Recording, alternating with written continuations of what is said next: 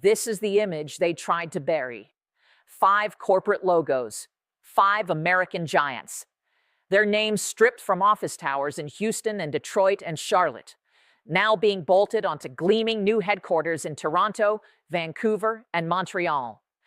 As of 6 o'clock in the morning, Wednesday, February 25th, 2026, the largest corporate exodus in North American history is officially underway. For the first time since the War of 1812, American economic power is physically migrating across the northern border. And this time, nobody fired a shot. The companies did it voluntarily. We are talking about $78 billion in combined market capitalization. We are talking about 43,000 American jobs. We are talking about 5 Fortune 500 companies that looked at the United States of America, the most powerful economy on earth, and said, no thank you. We would rather do business in Canada. This is not a relocation. This is a repudiation. President Trump, already reeling from the Japan bond crisis, the wipeout polls, and the ongoing constitutional standoff with New York State over his personal assets, woke up this morning to the worst economic headline of his presidency. The White House is in full panic mode. Sources inside the West Wing describe the atmosphere as apocalyptic. The president is reportedly demanding emergency executive orders to block the departures, threatening to invoke the International Emergency Economic Powers Act to freeze corporate assets, and screaming at his trade advisor about tariffs that were supposed to bring companies home, not drive them north. In this special report, we are going to break down exactly which companies are leaving and why. We are going to explain the financial mechanics of a corporate inversion exodus. We are going to show you why Canada engineered the most devastating economic ambush since OPEC. And we are going to answer the question that nobody in Washington wants to ask. Is this the beginning of the end of American economic supremacy? Buckle up.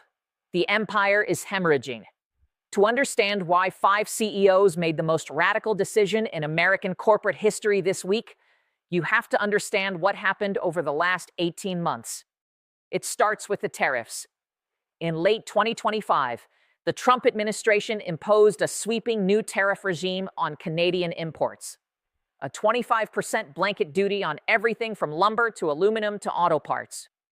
The stated goal was to punish Canada for what the president called unfair trade practices and to force a renegotiation of the USMCA. Here is what the administration did not anticipate. Canada did not fold. Canada retaliated. And then Canada did something far more dangerous than retaliation. Canada recruited. According to leaked documents obtained by the Financial Times, the Canadian government launched a classified initiative called Project Magnet. In September 2025, the program, run jointly by Innovation Canada and the Department of Finance, offered a staggering package of incentives to American corporations willing to relocate their headquarters north of the border. We are talking about a 12.5% corporate tax rate for the first 10 years, compared to the effective 21% in the United States. We are talking about zero tariff exposure to the European Union through Canada's CETA trade agreement. We are talking about expedited immigration visas for up to 5,000 employees per company. We are talking about subsidized commercial real estate in designated economic zones in Toronto, Vancouver, Montreal, Calgary, and Ottawa. The total value of the incentive package, according to sources at the Canadian Finance Ministry, exceeded $14 billion in combined tax breaks, grants, and infrastructure commitments. This was not a suggestion. This was a hostile economic recruitment operation designed to exploit the exact vulnerabilities created by American trade policy. Let us name the companies, because the specifics matter more than the narrative. Target 1, Stellantis North America. The automaker, already furious over the 25% tariffs on Canadian-made parts that feed its Detroit assembly lines, announced Tuesday that it would relocate its North American headquarters from Auburn Hills, Michigan, to Windsor, Ontario. The irony is staggering. Windsor is literally across the river from Detroit. Stellantis employees will be able to see their old offices from the new ones. The move affects 8,200 jobs and approximately $19 billion in market capitalization. The CEO reportedly told the board that the tariff math was simple. Staying in America costs $2.3 billion a year in duties. Moving to Canada saves $1.8 billion and opens tariff-free access to the EU market. The Midland, Michigan-based chemical giant is relocating to Sarnia, Ontario, just across the border from Port Huron. Dow's exposure to the tariffs was catastrophic. $740 million annually on cross-border chemical shipments alone. Canada offered Dow a dedicated chemical processing corridor with subsidized energy costs from Ontario Hydro. The move encompasses 6,400 jobs and $38 billion in market cap. A source inside Dow's board told Reuters the decision was unanimous. The quote, according to the report, was devastating. The American regulatory and tariff environment has become hostile to chemical manufacturing. That is not a Democrat saying that. That is the board of Dow Chemical. Target 3. Magna International's U.S. division. Magna, originally Canadian, had expanded massively into the United States over the past 2 decades. Now it is pulling its 11,000 American employees back across the border, consolidating operations in Aurora, Ontario. This represents $9 billion in relocated economic activity. Target 4. Nutrien. The world's largest fertilizer company is moving its American operations hub from Deerfield, Illinois, to Saskatoon, Saskatchewan, taking 4,200 jobs and $7 billion in associated activity with it. Target 5. Brookfield Asset Management. Brookfield is relocating its New York City office, the jewel of its American presence, to its original Toronto headquarters, pulling $5 billion in assets under management oversight back to Bay Street. 5 companies, 5 exits, 5 holes in American economic fabric that will not stitch themselves shut. But here is the catch that nobody is talking about. These 5 companies are just the first wave. According to a confidential survey conducted by the US Chamber of Commerce and leaked to Bloomberg on Tuesday night, 23 additional Fortune 500 companies have active relocation studies underway. 23. The survey indicates that companies in automotive, aerospace, pharmaceuticals, and agribusiness are all evaluating Canadian, Mexican, and even European alternatives. The Chamber's own internal memo described the situation as a corporate confidence crisis of unprecedented scale. The data shows that CEO confidence in U.S. trade policy has fallen to 22%, the lowest reading since the index was created in 1987. That number should terrify you more than any headline. Let me explain the financial mechanics of what happens when a company of this size relocates its headquarters. Because this is not just about changing the address on the letterhead. When Stellantis moves to Windsor, every subsidiary, every holding company, every intellectual property portfolio gets restructured under Canadian corporate law. Transfer pricing, the way multinational companies allocate profits between countries, shifts entirely. Revenue that was taxable in the United States at 21% is now taxable in Canada at 12.5%. The US Treasury loses that revenue permanently. Multiply this across 5 companies, and the Congressional Budget Office's preliminary estimate, released just hours ago, projects a $12.4 billion annual loss in federal tax revenue. That is $12.4 billion every single year that will not fund Social Security, will not fund Medicare, will not fund defense spending. It comes directly out of the pockets of American taxpayers who stayed. It gets worse. The secondary effects are where the real carnage lives. When Dow Chemical leaves Midland, Michigan, the local economy does not just suffer, it collapses. Midland has 42,000 residents. Dow is the largest employer, the largest taxpayer, and the largest donor to the school system, the hospital, and the civic infrastructure. Sources at the Midland County government say they are projecting a 34% decline in property tax revenue within 18 months. The schools will lose funding. The hospital will lose its anchor tenant insurance pool. The restaurants, the dry cleaners, the car dealerships that serve Dow employees will see their revenue evaporate overnight. This is not an abstraction. This is the death of a town. And the same pattern repeats in Auburn Hills when Stellantis leaves, in Deerfield when Nutrien leaves. We are talking about entire communities built around these corporate anchors being gutted in real time. The Brookings Institution released a flash analysis this morning, estimating that the total secondary economic impact of the 5 relocations exceeds $131 billion when you factor in supply chain disruption, reduced consumer spending, and declining property values in affected regions. And here is what makes this a national security crisis, not just an economic one. Nobody on cable news is discussing this angle. Dow Chemical manufactures precursor chemicals used in defense applications. Stellantis builds vehicles under military contracts. Nutrien controls 22% of the North American fertilizer supply, and fertilizer is the foundation of the food chain. When these companies move their headquarters and their decision-making infrastructure to Canada, the United States loses leverage over their strategic priorities.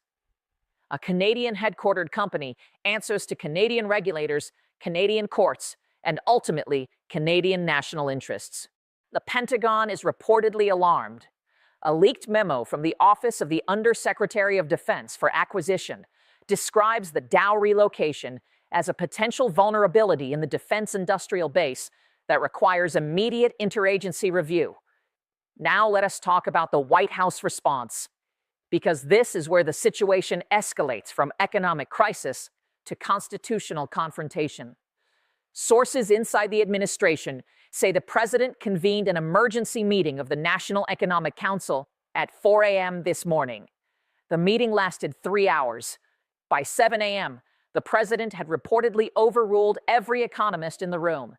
He demanded that his attorneys find a legal mechanism to physically prevent these companies from leaving American soil.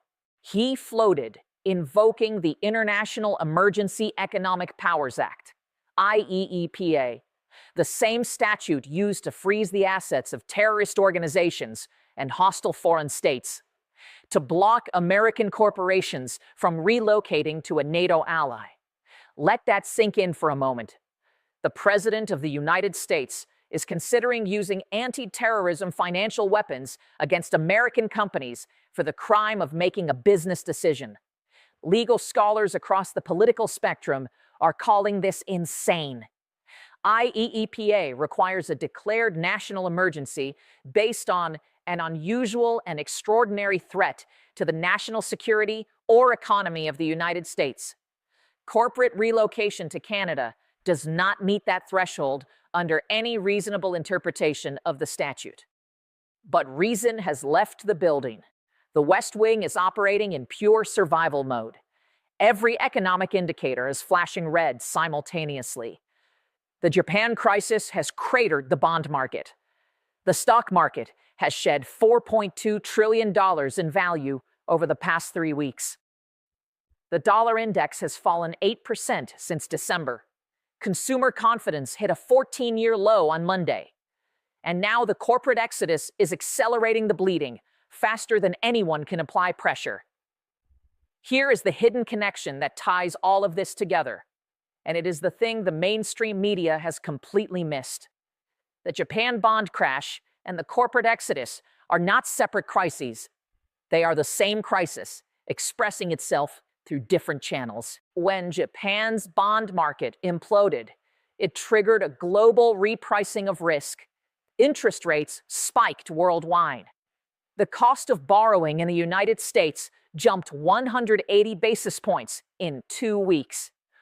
For capital-intensive companies like Dow and Stellantis, that spike in borrowing costs made the tariff burden unbearable. They were already hemorrhaging from the tariffs. The interest rate spike was the tourniquet being ripped off the wound. Canada, meanwhile, was running a counter-cyclical monetary policy. The The Bank of Canada cut rates by 50 basis points in January, while the Federal Reserve was forced to hold steady. That interest rate differential, combined with the tax incentives from Project Magnet, created a gravitational pull that no fiduciary-bound CEO could resist. The math was merciless. Stay in America, 21% tax rate, 25% tariff exposure, 6.8% borrowing costs. Move to Canada, 12.5% tax rate, 0 EU tariffs through CETA, 4.1% borrowing costs. Over a 5-year horizon, the savings for a company like Dow exceed $9 billion. $9 billion. No board of directors on earth leaves $9 billion on the table to satisfy presidential ego. That is not patriotism. That is malpractice. Let us push the scenario to the extreme, because the worst case is not 5 companies leaving. The worst case is a cascade. According to modeling by Goldman Sachs, which was circulated to institutional clients Monday evening, a full-scale corporate exodus of 25 to 30 Fortune 500 companies would trigger what their analysts call a cascading tax base erosion event. Federal tax revenue would decline by an estimated $48 billion annually. State tax revenues in affected jurisdictions would collapse by a combined $122 billion. The dollar, already weakened by the Japan crisis, would face sustained selling pressure as corporate cash flows redirect to Canadian and European banks. Goldman's most alarming projection, a 15% decline in the S&P 500 over 6 months, as institutional investors reprice American corporate earnings downward. Your 401k, your pension fund, your retirement savings would take another devastating hit on top of the Japan losses that have already wiped 11% off most portfolios. The report concludes with a phrase that has been circulating on Wall Street trading floors since Tuesday morning. Capital has no patriotism. It goes where the math works. And right now, the math does not work in America. What does this look like from Ottawa? From Prime Minister Mark Carney's perspective, this is the greatest economic victory in Canadian history. A former governor of both the Bank of Canada and the Bank of England, a man who spent his career understanding the physics of capital flows, Carney designed Project Magnet as a precision instrument. He understood that Trump's tariffs created a pressure differential between the two economies, and he built a pipeline to exploit that differential with surgical precision. Sources inside the Prime Minister's office described the mood as restrained but deeply triumphant. Carney reportedly told his cabinet that Canada did not steal these companies. America pushed them away. We simply held the door open and turned on the lights. From Beijing, the view is different, but equally damaging to American prestige. Chinese state media is running the corporate exodus as front-page news. The subtext is unmistakable. If America's own companies do not trust American economic policy, why should any foreign investor? The projection of economic power requires the projection of economic stability. The moving trucks parked outside Dow headquarters in Midland, Michigan, are a billboard advertising American decline to every government and sovereign wealth fund on earth. How does this play with the base? This is the fracture point, and it is uglier than anyone in the White House wants to admit. The MAGA faithful are split down the middle. Half see this as proof that corporate America was never loyal, that globalist CEOs will always chase the lowest tax rate, and that Trump was right to fight them with tariffs in the first place. Betrayal by the elites. Classic populist narrative. But the other half, the union workers in Auburn Hills, the chemical plant operators in Midland, the fertilizer technicians in Deerfield, they are watching their jobs leave the country under a president who swore on the campaign trail that he would bring jobs back. That is not a liberal talking point. That is their Tuesday morning. They voted for economic nationalism. They got economic exile. The populist coalition that carried Trump to victory in 2024 was built on the promise that American workers would come first. when 43,000 of those workers get relocation packages to move to Canada, or pink slips because they cannot cross the border, the coalition does not just crack, it hemorrhages from the center. History teaches us that economic power, once it begins to migrate, does not reverse easily. When British manufacturing began relocating to the American colonies in the late 18th century, Parliament tried tariffs, restrictions, and outright export bans on machinery and skilled workers. It did not work. Capital found a way. When American manufacturing began shifting to Asia in the 1980s and 1990s, promises of protectionism and trade wars filled the political air. The jobs still left. When Irish tax policy lured American pharmaceutical companies to Dublin in the 2000s, Washington complained, but never countered with competitive policy. The pattern is ancient and it is merciless. Economic gravity pulls capital toward the environment of least resistance. And right now, Canada has engineered that environment with surgical precision, using America's own tariff policy as the catalyst. The founders of this republic understood something fundamental about the relationship between commerce and sovereignty. Alexander Hamilton, in Federalist Number 12, argued that the prosperity of commerce is the most useful as well as the most productive source of national wealth. He understood, perhaps more clearly than any founder, that a nation's strength derives not from its military alone, but from the productive energy of its commercial enterprise. When that enterprise leaves, the strength leaves with it. The tax base shrinks. The innovation ecosystem withers. This is the stress test not of one president, not of one party, but of the American economic model itself. Can a country that imposes tariffs to protect its workers survive when those same tariffs drive the employers across the border? Can a nation maintain its global dominance when its own corporations voluntarily choose a foreign flag? We are in uncharted waters. The maps drawn in the era of American economic supremacy are useless now. The assumption that companies would always choose America, that American dominance was a law of nature as fixed as gravity, is being tested in real time. And the early results are catastrophic. As we head into Thursday, watch for three things. Watch for the White House executive order. Sources say the draft IEEPA order is being circulated among senior staff tonight. The president is expected to sign something by Friday morning.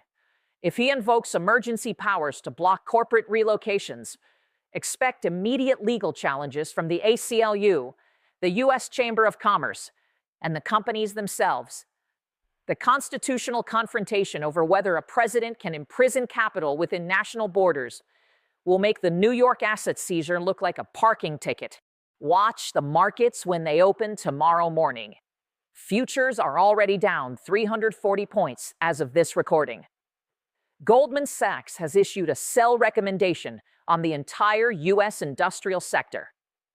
If the sell-off accelerates past 500 points, the Federal Reserve may be forced into an emergency meeting. And their options are all terrible. Cut rates and risk stoking inflation that is already running at 4.7%. Hold rates and risk a recession. Raise rates and risk a depression. There is no good move left on the board. And watch Canada.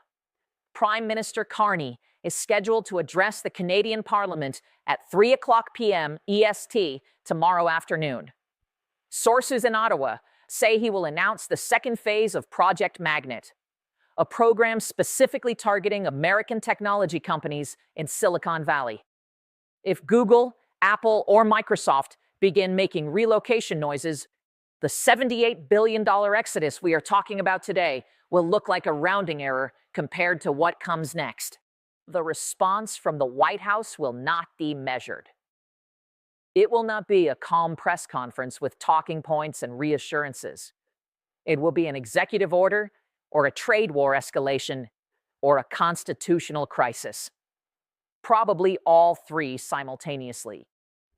For the 43,000 American workers who just learned their companies are leaving, The moving trucks are already loaded. For the millions more watching from factory floors and office parks across the heartland, the uncertainty is just beginning. The tariffs were supposed to build a wall around the American economy to keep the jobs in and the competition out. Instead, they built a bridge to Canada, and the traffic is only flowing one direction. Subscribe. Stay tuned. The geography of American power is being redrawn in real time, and nobody in Washington has a map. The empire does not always fall to invaders. Sometimes it simply packs up, crosses the border, and never looks back.